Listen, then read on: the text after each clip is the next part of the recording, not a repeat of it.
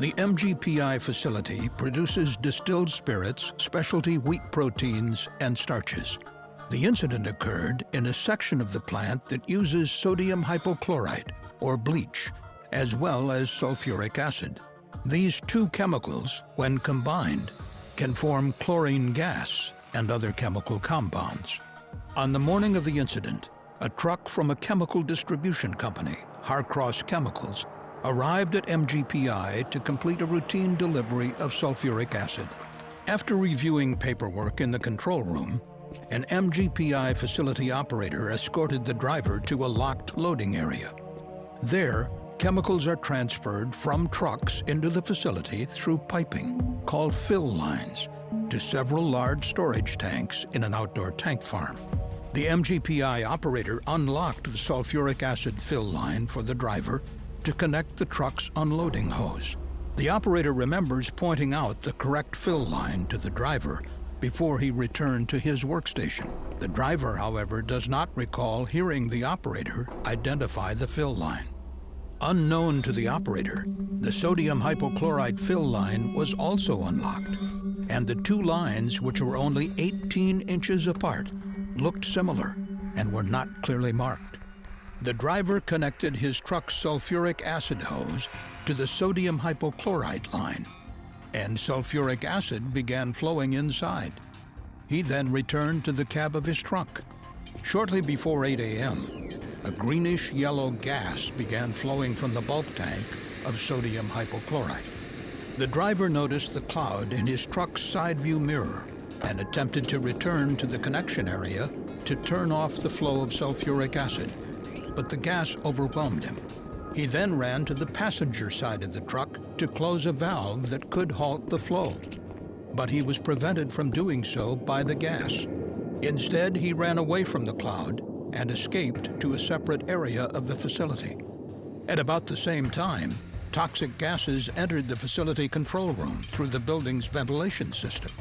MGPI operators, preparing for shift change in the control room, were immediately overcome by the toxic gas. Because the operators had a practice of locking respirators between shifts, some were unable to access their respirators before evacuating the building. With no other way to stop the flow other than closing manual valves on the fill line or truck, or by triggering one of the truck's emergency shutoffs, the sulfuric acid continued to enter the sodium hypochlorite tank for nearly 45 minutes until emergency responders shut down the flow. Approximately 4,000 gallons of sulfuric acid combined with 5,800 gallons of sodium hypochlorite, causing a large, dense cloud containing chlorine gas, which soon drifted off-site. MGPI employees were evacuated from the site, and 11,000 Atchison citizens were advised to either shelter in place or evacuate. Over 140 people, including MGPI employees, emergency responders, the truck driver, and members of the public, sought medical attention. In its case study on the MGPI incident, the CSB identified several human factors deficiencies, which influenced how the operator and driver interacted with the chemical transfer equipment. Chemical facility operators and delivery drivers often work directly with chemical transfer equipment for loading and unloading operations. The study of human interactions with process equipment, called human factors, should be carefully considered when identifying hazards, particularly because chemical delivery drivers may not be familiar with the facility's equipment. For example, at MGPI, the CSB found that the close proximity of the sulfuric acid fill line to the sodium hypochlorite fill line increased the likelihood for workers to make an incorrect connection during chemical unloading. The CSB also discovered that the two fill lines looked and functioned identically, using the same type of connections. Lastly, the CSB found that of the 5 fill lines in the unloading area, only one was labeled at the point where the hose connected. A key lesson from our case study is for facilities to evaluate chemical unloading equipment and processes, and implement safeguards to reduce the likelihood of an incident. This should be done while taking into account human factors issues that could impact how facility operators and drivers interact with that equipment.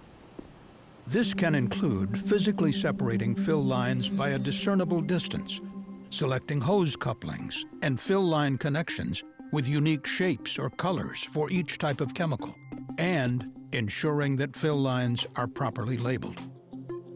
Also during its investigation, the CSB found that at the time of the incident, MGPI did not have instrumentation that could automatically shut down the transfer of chemicals from the unloading area in the event of a process deviation, since the only ways to shut down the transfer of sulfuric acid to the sodium hypochlorite tank required human interaction and were located within areas affected by the release. There was no way for workers without proper personal protective gear to stop the flow once it began. Another key lesson from our case study is for facility management to evaluate their chemical transfer equipment and processes, and where feasible, install alarms and interlocks in the process control system that can shut down the transfer of chemicals in an emergency. Finally, the CSB found that MGPI's procedures were not aligned with their work practices. On the day of the incident, the operator was not present when the transfer hose was connected to the fill line. Even though the company's procedures state that operators must verify the connection and that the operator should be the one to open the fill line valve. But the CSB discovered that some operators were not aware of these steps in the procedures and that it was their practice to have drivers open the fill line valve, thinking this would be safer, since drivers wear personal protective equipment in the event of a release. A third key lesson from our case study is for facilities to work with chemical distributors to conduct a risk assessment and then develop and agree upon procedures for chemical unloading to ensure responsibilities are clearly defined. As the MGPI incident demonstrates, although unloading operations are relatively simple compared to many of the complex processes taking place at chemical facilities, the consequences can greatly impact workers and surrounding communities due to the large amounts of chemicals transferred during deliveries.